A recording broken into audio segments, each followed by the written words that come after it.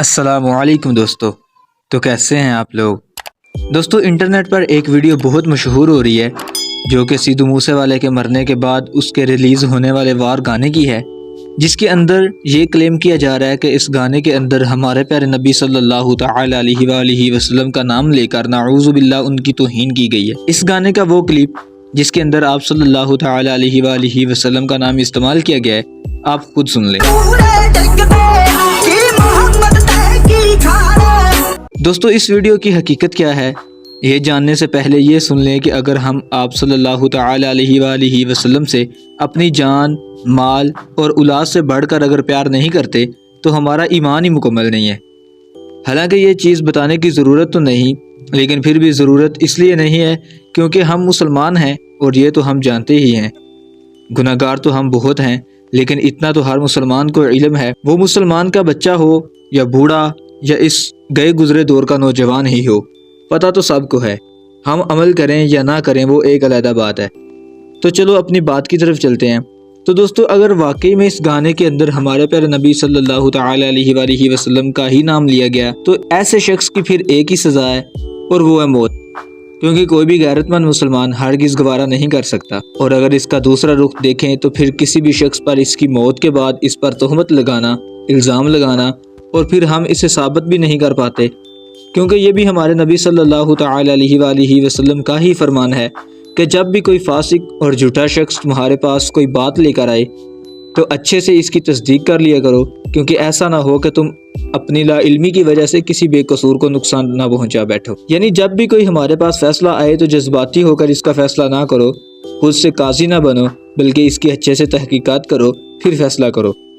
اور آج کے دور کے اندر تو یہ کام پہلے ہی سے بہت کریٹیکل ہے، کیونکہ یہ سوشل میڈیا اور انفارمیشن کا دور ہے، تو کسی ایک ملک کے مسلمان کا کیا گیا جذباتی فیصلہ جس کی وجہ سے پوری دنیا کے مسلمانوں کو تنگ اور ذلیل ہونا پڑتا ہے، کیونکہ ایسے واقعات کے بعد ان کی زندگی غیر مسلمانوں کے ممالک کے اندر بہت غیر محفوظ ہوتی ہے،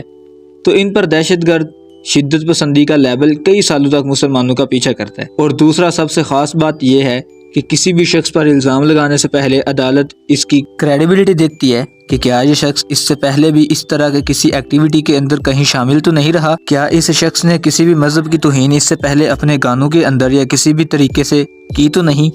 تو دوستو سیدھو موسے والے کے بارے میں آپ کو کوئی ایسا واقعہ نہیں ملے گا کہ اس نے کبھی کسی طریقے سے کسی بھی مذہب کی توہین کی ہو۔ وہ تمام مذاہب کی عزت کرنے والا ایک شریف انسان تھا، کیونکہ کسی بھی مذہب کی توہین کرنا اس کی فطرت میں ہی شامل نہیں تھا۔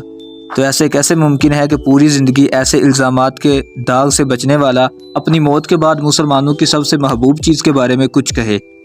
تو باقی رہا سیدھو موسے والے کا غیر مسلم ہونے کا، تو وہ معاملہ اس کے اور اللہ تعالیٰ کے درمیان ہے۔ ہم اس کو جج نہیں کر سکتے اور نہ ہی کرنا چاہیے، کیونکہ ہمارا اسلام یہ سکھاتا ہے کہ مردوں کو برا نہ کہو کیونکہ وہ اپنے انجام کو پہنچ چکے ہیں۔ اب آتے ہیں اپنے اصل مدعے کی طرف کہ اس نے اپنے گانے کے اندر پھر کیوں آپ کا نام لیا، کیوں استعمال کرنا پڑا، جسے بغیر سوچے سمجھے جذباتی لوگوں نے اعلان جنگ بنا دیا کہ اسلام خطرے میں پڑ گیا۔ تو دوستو سنو، ہمارا اسلام اتنا کمزور نہیں ہے، کیونکہ اللہ کے رسول صلی اللہ تعالی علیہ وآلہ وسلم نے اسلام کے بڑے بڑے دشمنوں کو فتح مکہ کے موقع پر معاف کر دیا۔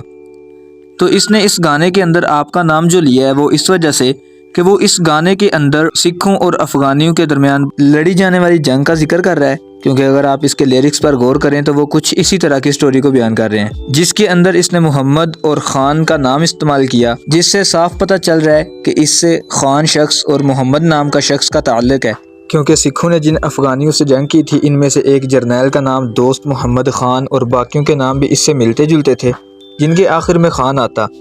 یہ مہاراجہ رنجیت سنگھ کا دور تھا۔ سدھو انہی حکمرانوں کا ذکر کر رہا ہے کہ سکھوں کی تلواروں کے آگے یہ لوگ کچھ بھی نہ تھے، یعنی کوئی بھی خان اور محمد نام کے لوگ ہماری تلواروں کے آگے کچھ بھی نہیں تھے،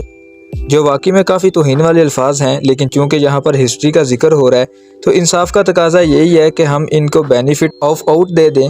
کہ اس گانے میں یہ سب جان بوجھ کر ایسا نہیں کیا گیا، بلکہ بھول کر یہ گانے کا ردم بنانے کے لیے اس طرح کے الفاظ کا استعمال کیا گیا۔ لیکن اگر ہم پھر بھی سوچیں کہ اس میں صرف محمد کا نام ہی کیوں استعمال کیا گیا، تو جب اس کا ذکر سدھو کے والد سے کیا گیا تو اس نے کہا کہ سدھو تو مسلمانوں سے بڑا پیار کرنے والا انسان تھا،